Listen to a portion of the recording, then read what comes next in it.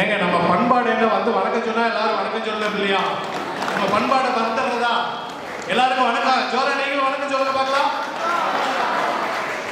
அதாவது ஒவ்வொரு நிகழ்ச்சியும் நம்ம வந்து ஒவ்வொருத்தரையும் உற்சாகப்படுத்தணும் அப்படிங்கிறதுக்காக நம்ம பண்ணக்கூடிய இந்த விஷயம், நம்ம அதை செய்யறதுக்காக வந்து இந்த ஒரு நிகழ்ச்சியை செய்யறதுக்கு நம்ம தெலுங்கானா தமிழ் சங்கமாவது அனைத்து நிர்வாகிகளும் சரியா தூங்காம வெற்றிகரமா பண்ணணுங்கிற ஒரு வெறியோடு பண்ணியிருப்பாங்க. இந்த நிகழ்ச்சிக்கு ஒத்துழைப்பு கொடுத்து வந்திருக்க அனைவரையும் உங்களை நான் வந்து பாராட்ட கடமைப்பட்டிருக்கிறேன். உங்களோட ஒவ்வொரு விஷயத்திலையும் எங்களுக்கு வந்து ஒரு சந்தோஷம் என்னன்னு கேட்டீங்கன்னா, ஒரு குழந்தைய மேடை ஏற்றி அந்த குழந்தைக்கு ஒரு பாராட்டு பண்ணும்போது அதை சார்ந்து இருக்கக்கூடிய அந்த குடும்பமே ஒரு சந்தோஷப்படும் பார்த்தீங்களா? அந்த சந்தோஷத்தை கொடுத்த தென்கன்னடா தமிழ் சங்கத்தை நான் மனதார வாழ்த்தி பாராட்டுகிறேன். அடுத்ததா வந்து நான் வந்து மைசூர் தமிழ் சங்க செயலாளர் இருக்கேன். அதாவது எங்களோட சங்கம் 1977 ஆரம்பிச்சிருக்குது. எங்களோட சங்கத்துக்கு வந்து இந்த 16/9/2024 வரும்போது எங்க சங்கத்தோட வயசு வந்து 48 ஆகுது. அந்த சங்கத்தின் செயலாளரான எனக்கு வந்து 49 ஆகுது. அந்த செயலாளரா அந்த சங்கத்தை வழிநடத்தணும் அப்படிங்கிற நிறைய சாதனை பண்ணணுங்கிற வெறியோட பண்ணிட்டு இருக்கிறேன். உங்களுக்கு கிடைச்சிருக்கிற தலைவர் சரத்குமாரும் எங்களை போன்ற இளைஞர்கள் இன்னும் நிறைய சாதிக்கிறதுக்கு அவங்களுக்கு வாய்ப்பு இருக்கிறது. சரத்குமார் அவர்களையும் நான் வாழ்த்துறதுக்கு கடமைப்பட்டிருக்கிறேன். எங்களோட சங்கத்தோட சாதனை அப்படின்னு பார்த்தீங்கன்னா, தமிழ்நாட்டில் இருக்கக்கூடிய அனைத்து, அதாவது கண்ணதாசனிலிருந்து தமிழ்நாட்டில் பிரபலம்னு யார் யார் இருக்காங்களோ அத்தனை பேருக்கும் மைசூர் தமிழ் சங்கம் மேடை ஏற்றி இருக்குது. ஒவ்வொரு தடவையும் கௌரவிச்சிருக்குது. எல்லாத்தையும் கூட்டிகிட்டு வந்து பண்ணியிருக்கிறோம். எங்களால் வந்து ஒரு 48 வருஷத்துல போராட்டம் பண்ணி 2021 தான் எங்களால் ஒரு அரை ஏக்கர் இடத்த வாங்க முடிச்சு. கஷ்டப்பட்டு அதை சங்கத்து பேரை வாங்கி பதிவு பண்ணி வச்சிருக்கிறோம். அதே மாதிரி நீங்களும் வந்து ஒரு சொந்த இடம் வாங்கணும் அப்படிங்கிற ஒரு எண்ணத்துல உங்களை வாங்குறதுக்கான முயற்சிகள் எடுங்க அப்படிங்கிறதையும் நான் வந்து சொல்ல கடமைப்பட்டிருக்கிறேன். ஏன்னு கேட்டீங்கன்னா, தனி வலை ஒரு எலி வலையா இருந்தாலும் தனி வலையா இருக்கணும் அப்படிங்கிறது நமக்கு வந்து எத்தனை நாளைக்கு தான் நம்ம வாடகை இடத்துல இருக்கிறது. நம்ம சொந்த இடத்த ஒன்று பண்ணோம்னா அதற்கான முயற்சிகள் இன்றிலிருந்து நீங்க எடுப்பீங்கன்னு நினைக்கிறேன். ஒரு இளைஞர் தலைவராக வச்சிருக்கிறதுனால அது நடக்கும் அப்படிங்கிற ஒரு நம்பிக்கை இருக்குது. உங்களோட ஒத்துழைப்போட அது நடப்பதற்கு எனது வாழ்த்துக்கள். ஒவ்வொரு தடவையும் மைசூர் தமிழ் சங்கத்தில் நாங்கள் என்ன பண்ணுவோம் கேட்டீங்கன்னா, டொனேஷனுக்கு போய் நிற்போம். வீடு வீடாக போய் டொனேஷன் கேட்போம். ஒவ்வொரு தடவை டொனேஷனுக்கு போகும்போது எங்களை பார்க்கும்போது வில்லன் மாதிரியே பார்த்துட்டு இருந்தாங்க. இந்த மாதிரி ஒரு சூழ்நிலையை மாற்றி இங்கே வந்து யாருக்கும் டொனேஷனுக்கு போகக்கூடாது அப்படிங்கிறதுக்காக மைசூரில் வந்து கூட்டுறவு வந்து பாராட்டணும் அப்படிங்கிறது எங்களோட அன்பான வேண்டுகோளாக இருக்குது. தயவு செஞ்சு சங்கம் அப்படின்னா ஒதுங்காதீங்க. ஒவ்வொரு இடத்துலையும் சங்கத்தில் வந்து கலந்துக்கிட்டீங்கன்னா தான் ஒவ்வொரு சூழ்நிலையிலையும் வந்து நம்ம சங்கத்தை வந்து முன்னேற்றினா தான் நம்ம வந்து சமுதாயத்தில் நம்ம முன்னேற முடியும். நம்ம ஐஏஎஸ் அவர்கள் சொல்லும் போது மாணவர்கள்லாம் கவனிச்சிங்களா என்னமோ தெரியல, பெற்றோர்கள் அனைவரும் கவனிச்சுக்கிட்டே இருந்தாங்க. மாணவர்கள் வந்து நீங்கள் கவனிச்சிங்களா என்னன்னு தெரியல. அவர் வந்து தெளிவாக ஒரு விஷயத்தை சொல்லியிருக்காரு, படிப்பதற்கு பணம் தேவையில்லை, உங்களோட உழைப்பு இருந்துச்சுன்னா போதும் அப்படிங்கிறது சொல்லியிருக்காரு. அவருக்கு அவர் அதற்கு ஒரு உதாரணமாக வாழ்ந்து காட்டியிருக்காரு.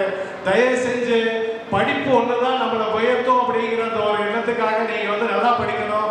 அடுத்தடுத்த சந்தர்ப்பங்களில் உங்களோட கல்வி வந்து நல்ல ஒரு முறையில் வந்து வரணும் அப்படிங்கிற வேண்டுகோளோடு உங்களை சந்தித்ததில் பெருமகிழ்ச்சி அடைந்து, இன்னும் நிறைய பேச வேண்டிய தலைவர்கள்லாம் இருக்காங்க. நான் நிறைய எழுதிட்டு வந்தேன், பிட்டு பேப்பர் எழுதிட்டு வந்தேன். ஆனால் பிட்டு பேப்பர் முழுசாக படிக்கிறதுக்கான நேரம் இல்லை. ஏன்னு கேட்டிங்கன்னா, மதியானம் சாப்பாடு ஹெவியாக போட்டாங்க. அந்த சாப்பாடு அதிகமாக சாப்பிட்றதுனால நம்மளால் சரியாக பேச முடியல. அடுத்த தடவை காலையில் நிகழ்ச்சி வச்சு நிறைய பேசுறதுக்கான தயாராகி வாங்க. நன்றி, வணக்கம். தேங்க்யூ. நான் படித்தது 2ஆம் கிளாஸு சிரிக்காதிக்காரு வயசு. தமிழ்நாட்டில் 2ஆம் கிளாஸ் படித்தேன். என் பேர் மைக்கேல். சித்தாபுரத்தில் தலைவராக இப்போ 1.5 வருஷம் ஆச்சு. எங்கள் தமிழ் சங்கம் சித்தாபுரத்தில் சுமார் ஒரு 9 வருஷமாச்சு. என் கூட இருந்த எங்கள் சீனியர்ஸ் இருக்காங்க. இப்போ இன்னைக்கு 8 பேர் இருக்கோம். என் கமிட்டியில் 24 பேர் இருக்காங்க. ரொம்ப ஒரு அருமையான ஒரு ஒத்துழைப்பு இருக்குது. அது ஏன்னா ஸ்டார்டிங் சொல்லிடுறேன், ஏன்னா யாரும் மரியாதை கொடுங்க, அங்கே போனால் கணக்கு அடிப்பாங்க. அதனால தான் ஓகேங்களா. பெருமாள் தானே அவர்கள் நாங்கள் சொல்லி அடிக்கும் கூட எப்படி போயிட்டான்னு சொன்னால் ரொம்ப ஒரு மகிழ்ச்சியாக இருக்கேன் சொல்லி அடிக்க பார்க்கும்போது. So happy. ஏன்னு சொன்னால் நாங்கள் ஃபங்க்ஷன் வச்சுட்டு நாங்கள் ஒரு 10 பேர் வந்தோங்க. அவங்கள இன்வைட் பண்ணுங்க. இதே ஹோட்டலில் கீழே நம்ம உட்காந்து காஃபி வாங்கி கொடுத்தாங்க. சாப்பிட்டு நாங்கள்லாம் ஃபங்க்ஷன் இன்வைட் பண்ணோம். சுமார் 2000 மக்கள் பக்கம் எங்கள் ஃபங்க்ஷன் இருந்தாங்க. எத்தனை? 2000 மக்கள். 10ஆவது எங்கள் ஊரில் ஜாஸ்தி வரணும். ஆனாலும் ஃபங்க்ஷன் சிறப்பாக இருந்துச்சு. இந்த 1.5 வருஷமாக அந்த சங்கம் எப்படி போகுது சொன்னால் ரொம்ப அருமையாக ஒரு நிமிஷம் தலைவர் ஒரு மெசேஜ் போட்ட போது எல்லாம் ரெடி, எல்லாருக்கும் ஒத்துழைக்க ரெடியாக இருக்காங்க. இப்போ இந்த மாதத்தே சாதாரண 3 ப்ரோக்ராமில் அட்டென்ட் பண்ணிருக்கேன். நான் ஒன்று பெங்களூரில் ஒரு ப்ரோக்ராம் இருந்துச்சு, அங்கே போயிருந்தேன். அடுத்து நம்ம ரகுபதி சார் மைசூர் சிறுத்தை அவர் ஏரியாவில் ஒரு ஃபங்க்ஷன் பண்ணார், போயிருந்தாங்க. ரொம்ப சிறப்பாக போயிருந்தாங்க, அருமையாக இருந்துச்சு. ஸோ 3வது சொல்லியா சொல்லும் போதே இந்த குரூப்பில் பார்த்துட்டு ஒரு விஷயம் இந்த மகிழ்ச்சியாக இருக்குது. எங்களெல்லாம் பார்க்கும்போது ரொம்ப சந்தோஷமாக இருக்குது. ஸோ கமிட்டி இருந்தால் பார்த்தாது, உங்களுடைய ஒரு விரலும் அந்த கமிட்டியோட சேரணும். ஒரு விரலும் போதும், எல்லாம் 10 விரல் வேண்டாம். சேர்த்துனாவே அந்த கமிட்டி ரொம்ப எங்கேயோ போகும். தான் இங்கே பாருங்கள், மேடையில் இப்போ பிள்ளைங்க பார்த்தீங்கன்னா ரொம்ப சந்தோஷமாக போகிறாங்க. அப்பா அம்மா எப்பயும் மதிங்க. நீங்கள் பெரிய ஆஃபீஸர் ஆகலாம், உங்கள் கையில் பெரிய பெரிய ஆஃபீஸர் ஆகி பணம் வரலாம். ஆனால் அந்த அப்பா அம்மா மாத்திரம் என்றைக்குமே கைவிட்டுறாதீங்க. அவங்க பேச்சு மீறினா நம்ம, ஏன்னா இந்த ஒரு குரூப்புங்கெல்லாம் இப்போ கமிட்டியாக பண்ண சொன்னால் தமிழில் நம்ம மக்களுக்கு ஏதாவது ஒரு தொந்தரவு ஆச்சுன்னு சொன்னால் யாருப்பா யாரும் இருக்க மாட்டாங்க. பாருங்கள், இப்போ 1.5 வருஷமாச்சு நம்ம சீனியர்ஸுக்கு உட்காருங்க, கேட்டு பாருங்கள். 1.5 வருஷம் நாங்கள் என்னெல்லாம் பண்ணுங்க தெரியுமா? அது இப்போ லிஸ்ட்டு போட்டு ரொம்ப இருக்குது. அது பரவாயில்ல, கடவுள் பார்த்துட்டு இருக்காரு. சாதாரணமே மேக்ஸிமம் எங்களோட முடிஞ்ச உதவி கமிட்டிக்கார மாதிரி தான் காசு போடுறோம். வெளியாரே கேட்குறாங்க. இது வரைக்கும் முந்தான வரைக்கும் ஒரு ஆள் ஆஃபீஸ் இருந்தார், ஐயா சுகம் இல்லை, இந்த மாதிரி கிட்னி ப்ராப்ளம் இருக்குது. அப்பயே 5000 கலெக்ட் பண்ணி அங்கே கொடுத்தோம். ஏன்னா நாங்கள் ஃபண்டு எதுவும் ரொம்ப காசு எடுக்கலை, எங்கள் ஃபண்டு ஜாஸ்தி இருக்கலை. நாங்கள் இருக்கும்போது நான் வந்து சார்ஜ் 0 இருந்துச்சு. இப்போ பரவாயில்ல, டெவலப் ஆகிட்டு வந்துருக்கோம். உங்களுடைய எல்லாருடைய ஆசீர்வாதத்தை அடுத்த வருஷம் இல்லைன்னா ஒரு 1.5 வருஷத்துக்குள்ள ஒரு பில்டிங் கட்டலாம் ஒரு யோஜனை போட்டிருக்கோம். அது கடவுளால் முடியும். நானும் டெய்லி ப்ரேயர் பண்ணுறேன், அதெல்லாம் நடக்கணும். அதனால தான் நான் எல்லோரும் நீங்கள்லாம் கடவுளை வேண்டிக்கோங்க. ஏன்னா நம்ம மக்களுடைய ஃபியூச்சருக்கு ஏதாவது வேணும் இல்லையா? நம்ம வாரம் ஒரு ஃபங்க்ஷன் பண்ணுறோம், சாப்பிட்றோம், போயிடும், அது பத்தாது. ஃபியூச்சரில் என்ன வேணும்? பிள்ளைங்களுக்கு ஒரு சொந்த ஒரு இடம் வேணும் இல்லைங்களா?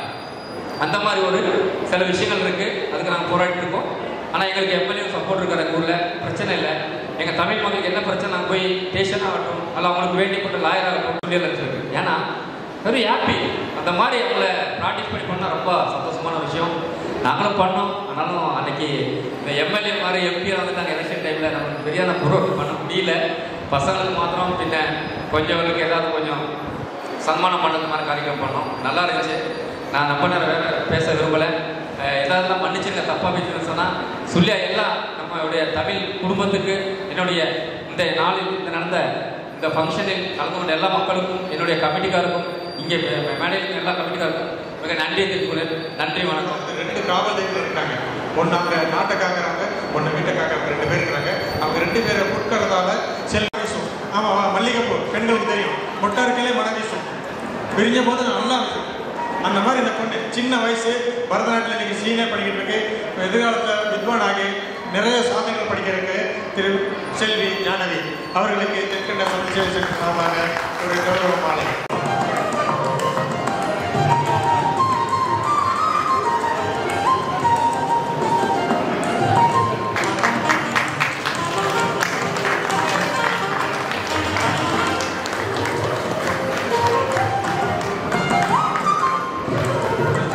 தமிழ் உறவுகளுக்கும் எனது இனிய வணக்கம். இந்த விழாவில் அழைத்ததற்கு எங்கள் மங்களூர் தமிழ் சங்கம் சார்பாக, சூர்யா தமிழ் சங்கத்துக்கு எங்களுடைய சங்கத்தின் சார்பாக நன்றியை தெரிவித்துக் கொள்கிறோம். மேலும் இவ்விழாவில் ஒரு கல்லூரி பட்டமளிப்பு விழா போல் மிக சிறப்பாக சங்கம் நடத்தினார்கள். மேலும் குழந்தைகளுக்கு இது ஒரு ஆரம்பம் என்றாலும் கூறி விழா சிறப்பாக செயல்பட்டதற்கும் சிறப்பாக நடத்தி கொடுத்ததற்கும் எங்களது சூர்யா தமிழ் சங்க தலைவர் அவர்களுக்கும் நிர்வாகி அவர்களுக்கும் எங்கள் சங்கத்தின் சார்பாக மீண்டும் ஒரு முறை நன்றி கூறி, எங்களை அழைத்ததற்கும் ஒரு நன்றி கூறி நன்றி பெறுகிறேன். வணக்கம். வருகை தந்திருக்கும் அனைத்து என் தமிழ் சொந்தங்களுக்கு என் முதல் கண்ணம் வணக்கத்தை கூறுகிறேன். என்னுடைய வாழ்நாளில் 25 வருடங்கள் நான் வட இந்தியாவிலே இருந்தனால என்னுடைய தமிழ் ஃப்ளூயன்சி கொஞ்சம் கம்மியாக இருக்கலாம். ஆனால் நான் என்னுடைய லெவல் பெஸ்ட் ஒரு ஸ்பீச் கொடுக்கணுங்கிறதுக்காக நான் இங்கே வந்திருக்கேன். நான் ஃபஸ்ட்டுக்கு இந்த ப்ரோக்ராமில் என்ன பேசலாம் அப்படின்னு நினச்சி வந்த போது ஸ்டூடெண்ட் ஃபெலிசிட்டேஷன் அப்படிங்கிற ஒரு ப்ரோக்ராம் ஆர்கனைஸ் பண்ணதுனால நான் ஸ்டூடெண்ட்காகவே பேசுறதுக்கு வந்திருக்கேன். ப்ளீஸ், நான் 10 to 15 மினிட்ஸ் தான் பேசுவேன். நான் பேசுகிற விஷயத்தை ரொம்ப ಗೌನಿಪಾಗಿ ಗಮನಿಗೆ. உங்களுக்கு ನಮ್ಮ ಈ ಜೀವನದ ಒಂದು ಒಳ್ಳೆಯ ಕ್ಷಣ ಅಂತ ಹೇಳಿದ್ರೆ, ಖುಷಿಯಾದ ಕ್ಷಣ ಅಂದರೆ ಆ ವಿದ್ಯಾರ್ಥಿ ಜೀವನ. ಈ ವಿದ್ಯಾರ್ಥಿ ಜೀವನವೇ ನಮ್ಮ ಮುಂಬರುವ ಕಾಲದಲ್ಲಿ ಒಂದು ಭದ್ರ ಬುನಾದಿಯನ್ನು ಸೃಷ್ಟಿಸಲು ಸಿಗುವಂಥ ಒಂದು ಅವಕಾಶ. ಈ ಸಂದರ್ಭವನ್ನು ನಾವು ಯಾವ ಥರ ಉಪಯೋಗಿಸಬೇಕು ಅಂತ ಹೇಳಲಿಕ್ಕೆ ಬಯಸ್ತೇನೆ. ಆ್ಯಕ್ಚುಲಿ ನಾನು ಕೂಡ ಇದೇ ಸಮುದಾಯದಿಂದ ಬಂದ ಕಾರಣ ನೀವು ಅನುಭವಿಸಿದಂತಹ ಕಷ್ಟ ನಷ್ಟ ಅದನ್ನು ಕೂಡ ನಾನು ಇಮೋಷನಲ್ ಆಗಿ, ಫಿಸಿಕಲ್ ಆಗಿ, ಮೆಂಟಲ್ ಆಗಿ ಫೀಲ್ ಮಾಡಿರ್ತೇನೆ. ಅದನ್ನು ನಾನು ನಿಮ್ಮೊಂದಿಗೆ ಹಂಚ್ಕೊಳ್ಳೋಕೆ ಬಯಸ್ತಾ ಇದ್ದೇನೆ. ಒಬ್ಬ ಮನುಷ್ಯ ಹುಟ್ಟಿದಾಗ ಅವನ ಜೆನೆಟಿಕ್ಸ್, ಪಾಲಿಟಿಕ್ಸ್, ಆನುವಂಶಿಕತೆ ಅಂತ ಹೇಳ್ತೇವೆ ಅಲ್ವಾ. ಅವರ ಅಪ್ಪ, ಅಮ್ಮ, ತಾತ, ಮುತ್ತಾತ ಅವ್ರಿಗೊಂದು ಕ್ವಾಲಿಟೀಸ್ ಬರುತ್ತೆ. ಅವರದ್ದೇ ಆದ ಹೇರ್ ಕಟ್, ಅವರದೇ ಆದ hair style, body language, physical look ಎಲ್ಲ ಬರುತ್ತೆ.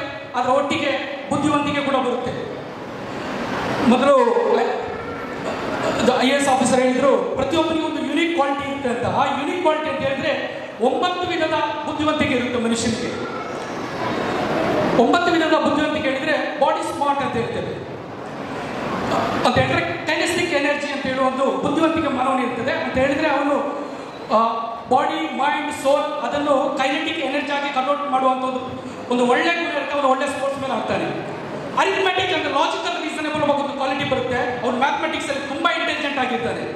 ಅದ ನಂತರ ಲಿಂಗ್ವಿಸ್ಟಿಕ್ ಕ್ವಾಲಿಟಿ ಅಂತ ಒಂದು ಗುಣ ಇರ್ತದೆ. ಅವನು ಸಕಲ ಭಾಷೆಗಳನ್ನು ಬೇಗ ಕಲಿಯುವಂತಹ ಒಂದು ಬುದ್ಧಿವಂತಿಕೆ ಇರುತ್ತೆ.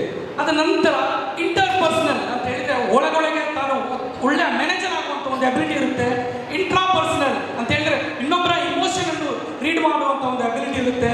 ಹಾಗೆ ಸ್ಪೇಷಿಯಲ್ ಇಂಟೆಲಿಜೆನ್ಸ್ ಅಂತ ಹೇಳ್ತೇವೆ. ಸ್ಪೇಷಿಯಲ್ ಇಂಟೆಲಿಜೆನ್ಸ್ ಅಂದ್ರೆ ಭಾವನಾತ್ಮಕವಾದ ಒಂದು ಚಿತ್ರವನ್ನು ನಿಮ್ಮ ಮುಂದೆ ಬರೆಯುವಂತಹ ಒಂದು ಕ್ವಾಲಿಟಿ ಇರುತ್ತೆ. ಹಾಗೆ 9 ವಿಧದ 10 ಹಲವು ಕ್ವಾಲಿಟಿ, 10 ಕ್ವಾಲಿಟೀಸ್ ಇರುತ್ತೆ. ಆ ಕ್ವಾಲಿಟೀಸ್ ಯಾರಲ್ಲಿ ಎಲ್ಲಿ ಅಡಗಿದೆ, ದೇವರು ನಿನ್ನನ್ನು ಯಾವ ಕ್ವಾಲಿಟಿಯೊಂದಿಗೆ ಪ್ರೊಡಕ್ಟ್ ಮಾಡಿದ್ದಾನೆ ಅಂತ ಅರಿಬೇಕಂತ ಹೇಳಿದ್ರೆ ನಿಮ್ಮನ್ನು ನೀವು ಅರಿಬೇಕು. ಆ ಒಂದು ನಿಮ್ಮ ಇಂಟೆಲಿಜೆನ್ಸ್ ಏನಂತ ಅರಿದ್ರೆ ನಿಮ್ಮ ಜೀವನದಲ್ಲಿ ನೆಕ್ಸ್ಟ್ ಸ್ಟೆಪ್ ಏನು ತಗೊಳ್ಳಿಕ್ಕೆ ನಿಮಗೆ ಏನೂ ಸಮಸ್ಯೆ ಆಗಲಿಕ್ಕಿಲ್ಲ. ಯಾಕಂತ ಹೇಳಿದ್ರೆ ಅದು ನಿಮ್ಮನ್ನು ಮುಂದೆ ಸಾಗಲಿಕ್ಕೆ ತುಂಬಾ ಹೆಲ್ಪ್ ಮಾಡುತ್ತೆ. % ಮಾತ್ರ. ಆ 80% ನಿಮ್ಮನ್ನು ಏನು ರನ್ ಮಾಡುತ್ತೆ ಅಂತ ಹೇಳಿದ್ರೆ ಅದು ನಿಮ್ಮ EQ, ಇಮೋಷನಲ್ ಕೋಶೆಂಟ್ ಅಂತ ಹೇಳ್ತೇವೆ. ನಿಮ್ಮನ್ನು ನಡೆಸೋದು, ನಿಮ್ಮನ್ನು ಓಡಿಸೋದು, ನೀವು ಮಾತಾಡೋದು, ನಿಮ್ಮ ಭಾವನೆ, ನಿಮ್ಮ ಚಿಂತನೆ ಇದೆಲ್ಲ ನಿಮ್ಮ ಇಮೋಷನಲ್ಲಿ ಅಡಗಿದೆ. ಯಾವಾಗ ಈಗ ನೀವು ಒಂದು ಕ್ರಿಮಿನಲ್ ರೆಕಾರ್ಡ್ಸ್ ನೋಡಿದ್ರೆ ಅವನು ಯಾವುದಾದ್ರೂ ಒಂದು ಕ್ಷಣದಲ್ಲಿ ಇಮೋಷನಲ್ ಬ್ರೇಕ್ಔಟ್ ಆಗಿರ್ತಾನೆ. ಆಗ ಮಾತ್ರ ಕ್ರೈಮ್ ನಡೀತದೆ. ಯಾಕೆಂತೇಳಿ ಈ ವಿಷಯ ನಾನು ಯಾಕೆ ಹೇಳ್ತಿದ್ದೇನೆ ಅಂತ ಹೇಳಿದ್ರೆ, ನಮ್ಮ ಸಮಾಜದಲ್ಲಿ ನಾವು ಯಾವಾಗ ಎಡವಿ ಬೀಳ್ತೇವೆ, ಯಾವಾಗ ದಾರಿ ತಪ್ಪುತ್ತೇವೆ, ಯಾವಾಗ ಬೇರೆ ಮಾರ್ಗದಲ್ಲಿ ನಡೀತೇವೆ ಅಂತೇಳಿ ಯಾವಾಗಲೂ ಗೊತ್ತಿಲ್ಲ. ಯಾವ ಕ್ಷಣ ಬೇಕಾದ್ರೂ ನಿಮ್ಮನ್ನು ಹಾಳು ಮಾಡ್ಬೋದು. ಅದಕ್ಕೆ ಹೇಳೋದು ಇಮೋಷನಲ್ ಕಂಟ್ರೋಲ್ ಅವಶ್ಯ. ಆ ಇಮೋಷನ್ ಅನ್ನು ನಾವು ಹಿಡಿದೊಳ್ಬೇಕು, ಹತೋಟಿಯಲ್ಲಿ ಇಡಬೇಕಂತ ಹೇಳಿದ್ರೆ ನಾವು ಯಾವ ಕ್ಷಣದಲ್ಲೂ ಯಾರಿಗೂ ಪ್ರೂವ್ ಮಾಡುವ ಅವಶ್ಯಕತೆನೇ ಇಲ್ಲ. ಆ ಗೋಲನ್ನೇ ನೋಡ್ತಾ ಮುಂದುವರಿ. ಈ ಇಮೋಷನ್, ಈಗ ನಿಮ್ಗೊಂದು ಸಣ್ಣ ಎಕ್ಸಾಂಪಲ್ ಹೇಳ್ತೇನೆ. ಮಕ್ಕಳೇ, ನೀವು ಬೋರ್ ಆಗಬೇಡಿ, ವಿದ್ಯಾರ್ಥಿಗಳ ಬೋರ್ ಆಗಬೇಡಿ, ನಾನು ಕನ್ನಡ ಮಾತಾಡ್ತೇನೆ ಅಂತ. ಈಗ ಒಂದು ಮನೆ ಮಾಡ್ತಾ ಇದ್ದಾರೆ ಅಂತ ತಿಳ್ಕೊಳ್ಳಿ. ವಿದಿನ್ ವೀಕ್ ಅಂತ ಹೇಳಿದ್ರೆ ಒಂದು 10 days ಬಿಫೋರ್ ಆ ಮನೆಯಲ್ಲಿ ಒಂದು ಮರ್ಡರ್ ಆಗಿದೆ. ಭಯಭೀತ ವಾತಾವರಣ ಆಗ್ತಾ ಇದೆ. ಆ ಮನೆಯ ರೇಟ್ 75 ಲಕ್ಷ ಆಕ್ಚುಲಿ ರೇಟ್. ಆ ಮನೆಯವರು ಭಯಭೀತರಾಗಿ ಅದನ್ನು ಸೇಲ್ ಮಾಡ್ತಿದ್ದಾರೆ 45 ಲಕ್ಷ ರೂಪಾಯಿಗೆ. ನೀವು ಆ ಮನೆಯನ್ನು ಕೊಂಡುಕೊಳ್ತೀರಾ ಇಲ್ವಾ? ಕೊಂಡುಕೊಳ್ತೀರಾ ಇಲ್ವಾ? ಉತ್ತರ ಹೇಳಿ. ಯಾರು ಕೊಂಡುಕೊಳ್ಳುವ ರಿಸ್ಕ್ ತಗೊಳ್ಳಲ್ಲ. ಯಾಕೆ ಅಂತ ಹೇಳಿದ್ರೆ ಎಲ್ಲರೂ ನೀವು ಇಮೋಷನಲ್ ಆಗೇ ಯೋಚನೆ ಮಾಡ್ತೀರಿ, ಲಾಜಿಕಲ್ ಆಗಿ ಯಾರು ಯೋಚನೆ ಮಾಡೋದಿಲ್ಲ. ಆ ಭಯ ಬೇರೆ ಕಡೆ ಇರಲಿ. 45 lakh is a big deal, is a good deal. ಯಾವ ಕ್ಷಣ ಅಂತ ಹೇಳಿದ್ರೆ ನೀವು ಯಾವ ಸಮಸ್ಯೆಯನ್ನು ಪರಿಹರಿಸಬೇಕಾದ್ರೂ ಪ್ರಥಮವಾಗಿ ಬರುವ ರಿಪ್ಲೈ ಇಮೋಷನಲ್ ರಿಪ್ಲೈ ಆಗಿರುತ್ತೆ. ಆ ಇಮೋಷನಲ್ ರಿಪ್ಲೈ ಮಾತಾಡೋದಾದ ವಿದ್ಯಾರ್ಥಿಗಳೇ 10 ನಿಮಿಷ ಯೋಚಿಸಿ, ಬೇಕಾದ್ರೆ ಟೈಮ್ ತಗೊಳ್ಳಿ, ಆಮೇಲೆ ಯೋಚನೆ ಮಾಡ್ತಾನೆ ಅಂತೇಳಿ ಒಡನೆ ನೀವು ರಿಪ್ಲೈ ಮಾಡಲಿಕ್ಕೆ ಹೋಗಬೇಡಿ.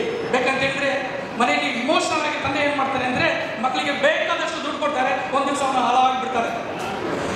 ಅದೇ ರೀತಿ ಒಬ್ಬ ಹುಡುಗ ಒಳ್ಳೆ ವಿದ್ಯಾರ್ಥಿ, ಹುಡುಗಿ ಓದ್ತಾ ಇದ್ದಾನೆ ಅಂತ ಹೇಳಿದ್ರೆ ಆ ಹುಡುಗ ಹೇಳ್ತಾನೆ, ಬೇಡ ನಮ್ಗೆ ಈ ಸ್ಕೂಲ್ ಬೇಡ, ಅವ್ನು ಎಷ್ಟೋ ಒಳ್ಳೆ ವಿದ್ಯಾರ್ಥಿ ಅಂದ್ರೆ ಅವ್ನು ಇಮೋಷನಲ್ ಆಗಿ ಬ್ಲ್ಯಾಕ್ ಮೇಲ್ ಮಾಡಿ ಬೇರೆ ಕಾಲೇಜ್ಗೆ ಹೋಗ್ಬೇಕಂದ್ರೆ ಅವ್ನು ಕೂಡ ಹೊರಗೋಗ್ಬಿಡ್ತಾನೆ. ಮಾರ್ಗ ಬದಲಿಸಿಬಿಡ್ತಾರೆ.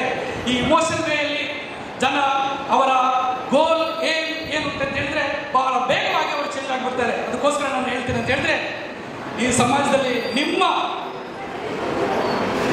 ಮುಂದುವರಬೇಕಾದ್ರೆ ಫಸ್ಟ್ ನೀವು ನಿಮ್ಮನ್ನು ಅರ್ಥಕೊಳ್ಬೇಕು, ನೀವು ಸಾಧಕರಾಗಬೇಕು. ಇದು ನೀವು ಇಮೋಷನಲ್ ಕಂಟ್ರೋಲ್ ಮಾಡ್ತೀರಿ, ನಿಮ್ಮ IQ ಗೊತ್ತಾಯ್ತು. ನೆಕ್ಸ್ಟ್ ಸ್ಟೆಪ್ ಅಂತ ಹೇಳಿದ್ರೆ ನೀವು ಗೋಲ್ ಏನು ಸೆಟ್ ಮಾಡಿದ್ರಿ ಅದರ ವಿಜುವಲೈಸೇಷನ್ ಬೇಕು. ವಿಜುವಲೈಸೇಷನ್ ಅಂತ ಹೇಳಿದ್ರೆ ಇವತ್ತಿಂದಲೇ ನೀವು ನಿಮ್ಮ ಗೋಲನ್ನು ನೀವು ಸಬ್ ಕಾನ್ಷಿಯಸ್ ಅಲ್ಲಿ ರೆಕಾರ್ಡ್ ಮಾಡ್ಕೊಳ್ಳಿ. ಆ ರೆಕಾರ್ಡ್ ಮಾಡಿದ ವಿಷಯನ ನಿಮ್ಮ ನಿದ್ರೆ ಮಾಡದೆ, ಅಬ್ದುಲ್ ಕಲಾಂ ಹೇಳಿದಂತೆ ಕನಸು ಕಾಣಿ, ಆ ಕನಸು ನಿಮ್ಮನ್ನು ನಿದ್ರೆ ಮಾಡಲಿಕ್ಕೆ ಬಿಡಬಾರ್ದು. ನಿದ್ರೆ ಮಾಡುವ ಕನಸಲ್ಲ, ಆ ವಿಜುವಲೈಸೇಷನ್ ಮಾಡ್ತಾ ಇರಿ. ಇನ್ನು ಇದು ಅಲ್ಲದೆ ವಿದ್ಯಾರ್ಥಿಗಳು 10 ಹಲವು ಪ್ರಾಬ್ಲಮ್ ಫೇಸ್ ಮಾಡ್ತಿದ್ರಿ ಅಂತ ನನಗೆ ಗೊತ್ತು. ನಿಮ್ಮ ಸಮಸ್ಯೆಗೆ ಪರಿಹಾರ ಸಿಗ್ತಿಲ್ಲ ಅಂತಿದ್ರೆ, ಪರಿಹಾರ ಇಲ್ಲದ ಸಮಸ್ಯೆ ಯಾವುದೂ ಇಲ್ಲ. ಶ್ರೀಕೃಷ್ಣ ಪರಮಾತ್ಮ ಸಾವಿರಾರು ವರ್ಷಗಳ ಹಿಂದೆ ಗೀತೆಯನ್ನು ಬರೆದಿದ್ದಾನೆ. ಆ ಗೀತೆಯಲ್ಲಿ ಬರೆದಿರುವ ವಿಷಯ ಒಂದೇ, ನಿಮ್ಮ ಎಲ್ಲ ಸಮಸ್ಯೆಗಳಿಗೂ, ನಿಮ್ಮ ಎಲ್ಲ ಇಮೋಷನಲ್ ಸಮಸ್ಯೆಗಳಿಗೂ ಅಲ್ಲಿ ಪರಿಹಾರ ಇದೆ. ನಾನು ಓದಿದ್ದೇನೆ, ನೀವು ಕೂಡ ಓದಿ. ಇಷ್ಟೊಂದು ನನಗೆ ಇವತ್ತು ಅವಕಾಶ ಕೊಟ್ಟಂತಹ ಈ ತಮಿಳ್ ಸಂಘ ಮತ್ತು ನಮ್ಮ ತಮಿಳ್ ಬಾಂಧವರಿಗೆ ನಾನು ಧನ್ಯವಾದಗಳನ್ನು ಹೇಳುತ್ತಾ ನನ್ನ ಒಂದೆರಡು ಮಾತನ್ನು முகிஸ்தே இದ್ದೇನೆ. Thank you. மற்றும் எல்லாருக்கும் எனது வணக்கம். ஸோ இன்றைக்கி ஸ்டூடெண்ட்காக நம்ம ஒரு உதாரணம் சொல்கிறோம். நம்ம சுதாகர் பேசுகிற மிலிட்ரி. ஸோ அவர் பார்க்கும்போது டியூட்டிக்கு போயிட்டு வந்தால் தான் அவங்க உயிர், இல்லைன்னு இல்லை.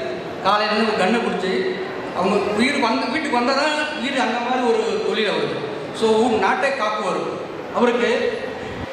அவருக்கு என்ன, நம்ம எத்தனை பேர் இருக்குங்க மிலிட்ரி சேரலாம், உங்களுக்கு இன்ட்ரெஸ்ட் இருந்தாங்க, பயம் இல்லாது. அவ்வளோ ஒரு உண்மையான ஒரு தொழில்னு சொன்னாங்க.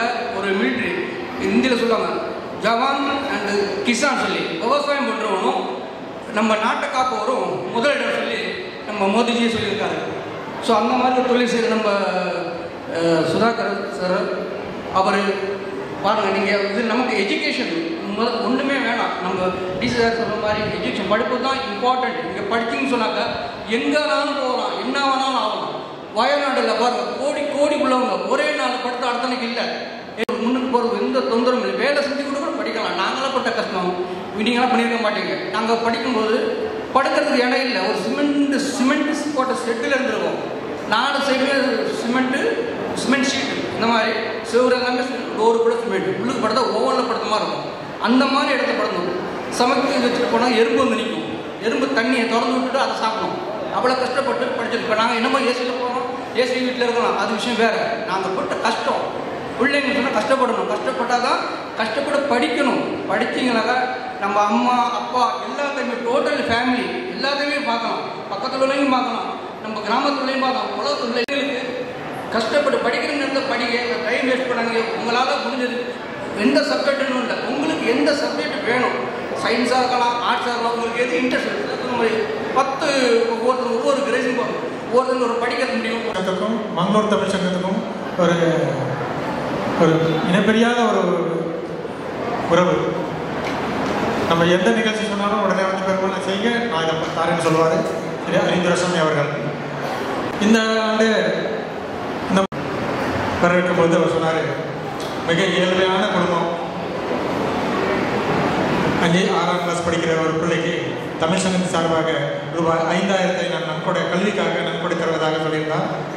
நாங்கள் 42 காலையில் இப்படி சுற்றி திரும்பி பார்க்கும்போது கந்தடக்காவ காலனியை சேர்ந்த திருவாளர் ஸ்ரீரங்கன் அவரோட மகன் கார்த்திக் கொஞ்சம் தற்போது வறுமையில் இருக்கிறாங்க. ஏன்னா அந்த பையனோட அப்பாவுக்கு கேன்சர், வேலை செய்ய முடியாது, அம்மாவுக்கும் மலையேறி பால் வெட்ட முடியாத அந்த கண்டிஷனில் இருக்கும்போது அந்த பையனை நாங்கள் தேர்ந்தெடுத்திருக்கோம்.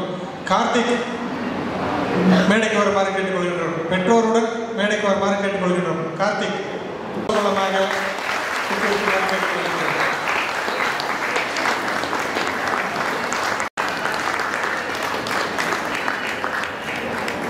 சிவகுமார் மேடைக்கு வருமாறு கேட்டுக்கொள்கிறோம்.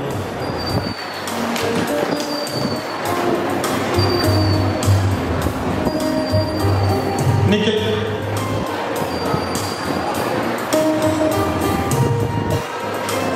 निखिल, तेजश्री, श्वेता, कृति, पवन, लोहित,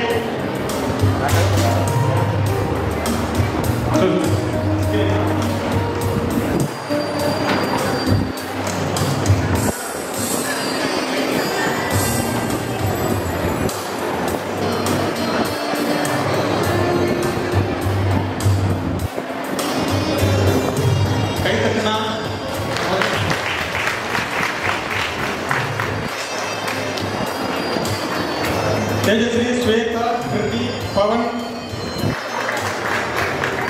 லோஹித், ராகுல் Channap, Stalin, Raksha doctor Ramasamy, Dhanusha doctor Mayilvahana, Vaishnavi doctor Alagaraj, Sparsha doctor Chitranayagam, Akhilesh son of Sivaraj, Thanuruddin son of Krishnakumar, Raman அவர்கள் நினைவு பரிசு வழங்குமாறு கேட்டுக்கொள்கிறோம்.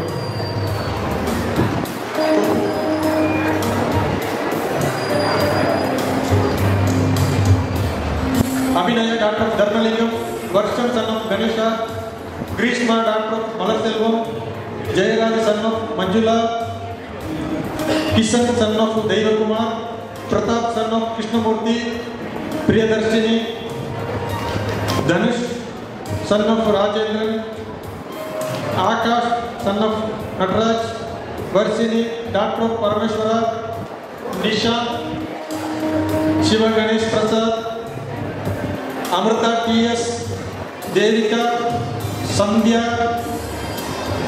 Sugan son of Sivanandan, Rakesh son of Devaraj, Manasa doctor Dharmalingam, Charan son of Muthukumar, Sandeep son of Umesh,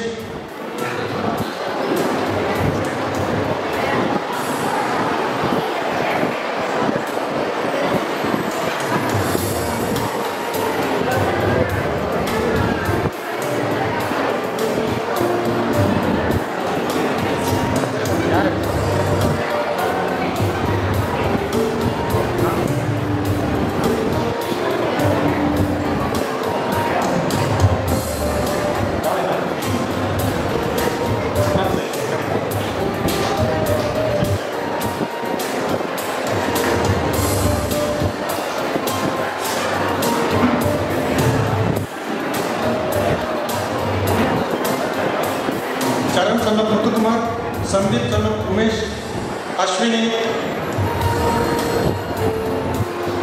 सुप्रीता, निश्मिता,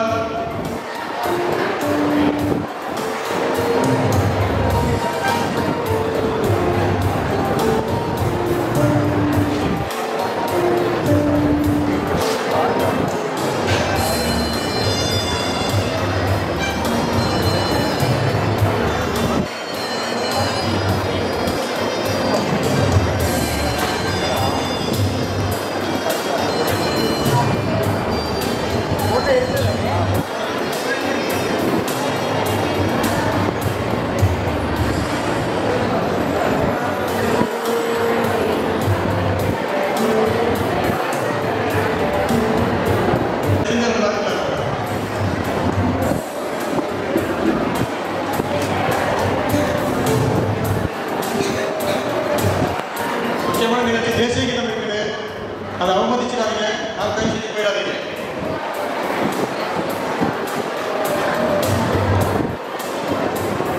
மாணவர்களிடம் பணிமாற வேண்டும், தயவு செய்து கொஞ்சம் வந்து அப்புறமா கேட்டுக்கொள்கிறோம்.